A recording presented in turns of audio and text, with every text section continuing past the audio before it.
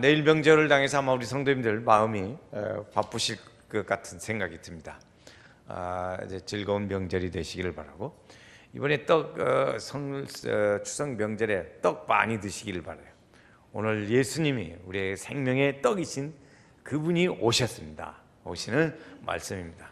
그래서 이번 명절에 떡도 많이 드시고 예수의 생명의 떡으로 충만하시기를 주의 이름으로 축원합니다. 지난주일에 우리가 예수님 5,000명을 먹이셔서 아주 많은 사람들이 즐거웠었습니다. 즐거워서 그런 게 이들이 이 예수님을 왕으로 세우면 우리가 아주 사는데 불편함이 없이 좋겠구나 이렇게 생각을 해서 예수님을 왕으로 세우려고 했습니다. 그때 예수님은 그것을 알아채리시고 그들을 피해서 자리를 옮기셨지요. 이 유대인들은 예수님을 찾아서 이리저리 많이 돌아다닌 것이 어디까지 찾았냐면 나사렛이란 동네까지, 가버나움이란 동네까지 찾아가서 그래서 예수님을 거기서 만났습니다. 그 예수님을 옹립하려고 할 때 예수님은 거절하셨죠. 너희가 나를 좋아하는 이유는 떡을 먹었기 때문에 그런 거다. 그래서 그 예수님이 하신 말씀 중에 하나가 너희가 먹고 배설을 하는 그런 양식을 위해서 일하지 말고 하나님을 위해서 일하라, 그런 말씀을 하셨습니다. 그때 그들은 질문하기를 하나님의 일이 무엇이냐 하고 질문했습니다. 하나님의 일이 무엇이냐? 예수님의 대답은 하나님의 일은 하나님의 보내신 자를 믿는 것이다 하고 말씀했습니다. 하나님의 아들을 믿는 것, 하나님의 보내신 자를 믿는 것, 예수를 믿는 것이에요. 예수를 믿는 게 뭐냐? 하나님의 일이 뭐냐를 정리했을 때 세 가지로 정리했습니다. 그걸 믿고 순종하고 전하는 것이라 그랬어요. 하나님의 일은 믿고 순종하고 전하는 것이라 이렇게 말씀드렸습니다. 그때 그들은 예수님께 표적을 구했어요. 우리 조상들은 광야에서 이제 만나와 메추라기를 이렇게 오랜 동안 먹어서 그들로 하여금 하나님을 알게 했는데 당신은 5,000명 먹인 거 그거 가지고는 좀 부족하니까 더 좀 자극적이고 더 우리가 믿을 만한 그런 좀 증거를 보일 수가 없겠냐, 그런 표적을 구했습니다. 그때 그들이 하는 말들은 그들이 거기서 먹을 때 했었던 얘기들을 했을 때 예수님 말씀하시는 것은 뭐냐면 그것은 우리 아버지가 그들을 먹이신 것이다 말씀했어요. 모세가 먹인 게 아니야.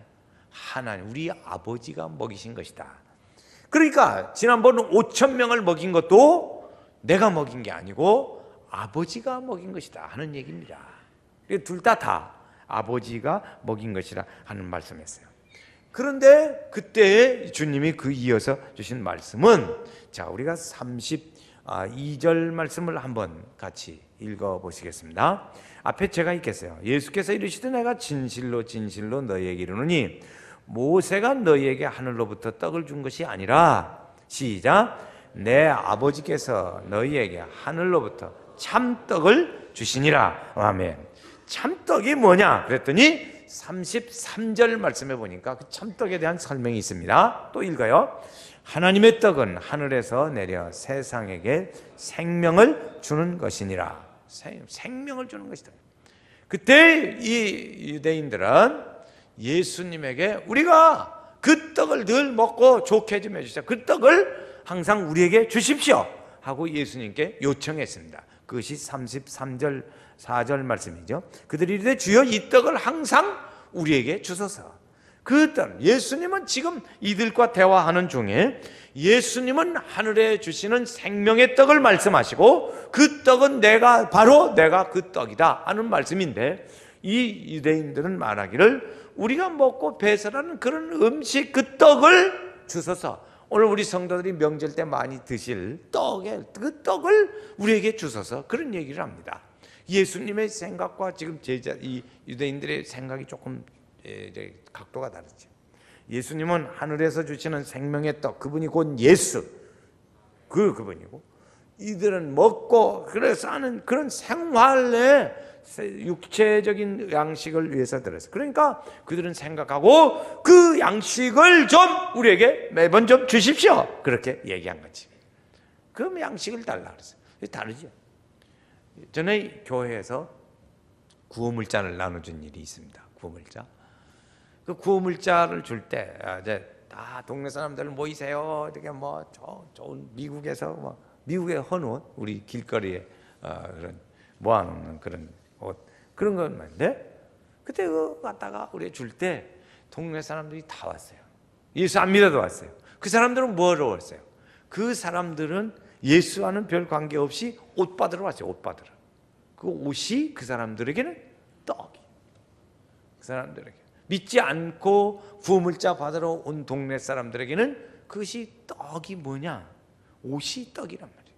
우리는 예수를 믿으러 교회에 나온 사람이고 그들은 그런 사람이었어요. 우리는 이런 것을 보면서 내 생명 속에, 내 심령 속에 살아계신 생명이신 예수 그리스도, 그 생명의 참떡이신 예수가 우리 속에 있는가 하는 것을 오늘 우리는 살펴볼 필요가 있습니다. 주님께서 베풀어 주시는 이 생명의 은혜를 오늘 우리가 평상시에 살아갈 때 좀 어려움도 있고 또 힘든 일도 있고 그런 일들을 만날 때 주님께서 우리를 도와주십니다. 그 생명의 떡이신 주님은 오늘 그런 도움을 조금 받는 그것 이상으로 하늘로부터 오시는 은혜를 우리 마음속에 깊이 간직하기를 원하시는 것입니다.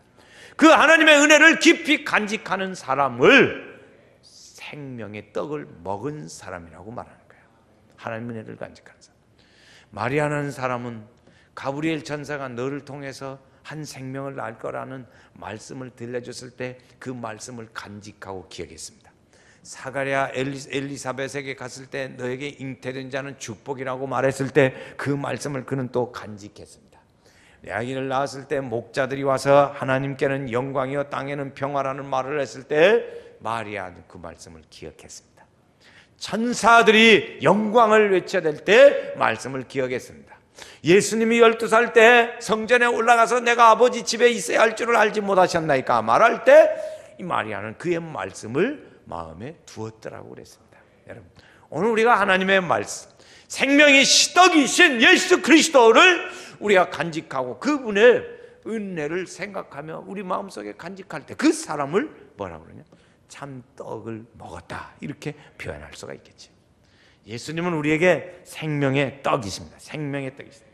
35절 말씀에 예수님이 아주 직접적으로 이제 말씀하십니다. 이제 그걸 전하다가 이제 예수님이 아주 직접 말씀하시는 거예요. 보세요. 35절 같이 읽어요. 예수께서 이르시되 나는 생명의 떡이니 내게 오는 자는 결코 줄이지 아니할 터이요 나를 믿는 자는 영원히 죽지 아니하리라. 아멘. 그 밑에 48절 오늘 말씀 또 지나서 48절 말씀을 보시겠어요? 짧습니다. 같이 읽어요. 내가 곧 생명의 떡이로라. 그 밑에 또 51절에 보세요. 같이 또 읽어요. 나는 하늘로서 내려온 산떡이니 사람이 이 떡을 먹으면 영생하리라. 예수님이 뭐라고 그랬어요? 이 참떡을 하나님께서 참떡을 너에게 줄 텐데 이 참떡이 누구냐? 하늘에서 온 참떡은 곧 예수님이시다. 예수님. 그 예수님을 오늘 우리는 먹는다. 여기는 떡을 먹듯이 예수님을 오늘 우리가 영접하고 그의 말씀에 순종하고 그의 말씀을 따라 간직하고 사는 것, 이것이 바로 예수, 그분을 먹는 것이요 그분을 영접하는 것이라 하는 것입니다. 그래서 예수님을 영접하고 예수님을 믿고 예수님을 따르고 그의 은혜의 길을 걷는 사람을 우리에게 말씀하셔 주신 것이 뭐냐면 영생을 얻었다고 말씀했어요.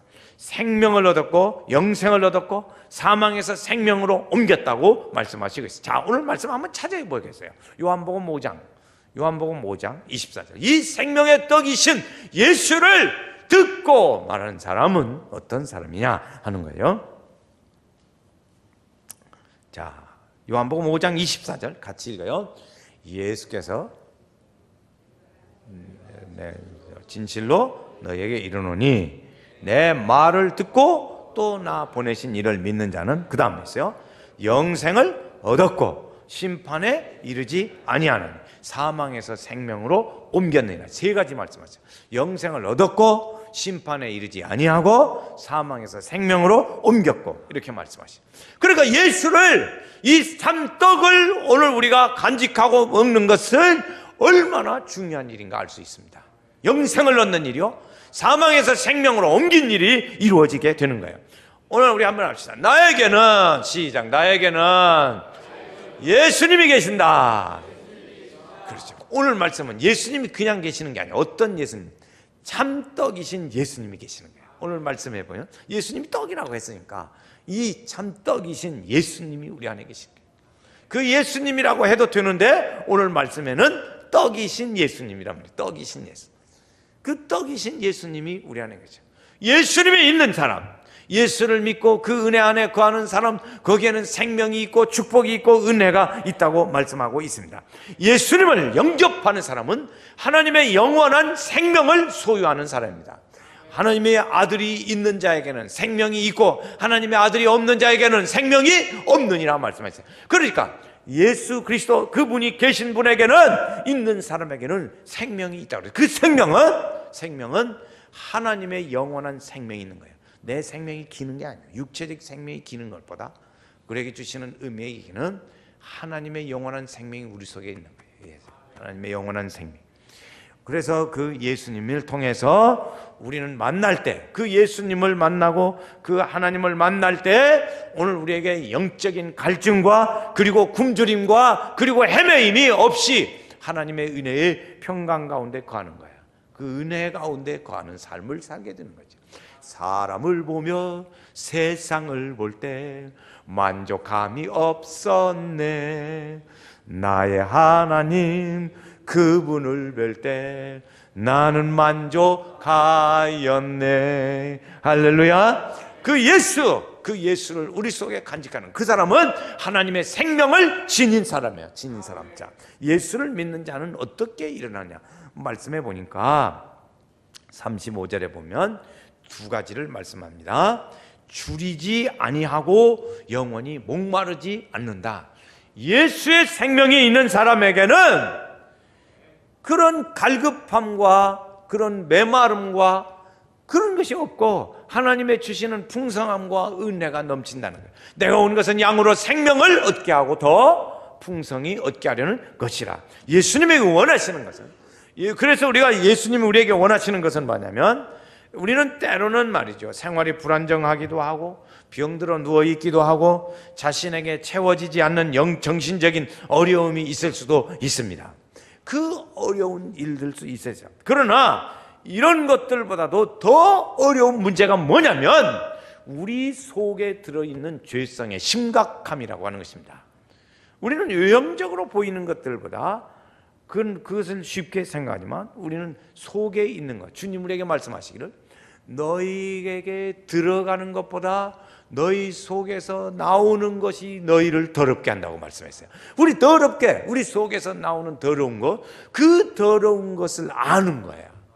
내 속에 더러운 것이 있다는 것을 아는 거죠. 시기와 질투와 분쟁과 수근수근함과 원수 맺는 것과 당짓는 것과 비호함과 질투와 그리고 불효와 이런 것들, 이것들이 우리 속에서 나오는 것들이에요. 그래요. 그런 더러운 것들이 있다. 그것을 우리 속에 이 더러운 것이 우리 속에 있다는 것을 아는 것이 중요하다는 거예요. 아는 것이. 그 자신의, 내가 하나님 앞에 서 있을 때 보면 우리 속에 심각한 것은 뭐냐면 하나님 앞에 내가 악하고 그리고 내게는 영적 빈곤이 있고 내 속에 말할 수 없는 죄성을 가진 이 나의 모습을 알고 주님 앞에 나오기를 원하시는 거예요. 그걸 알기를 원하시는 거예요. 그냥은 안 알아지지요.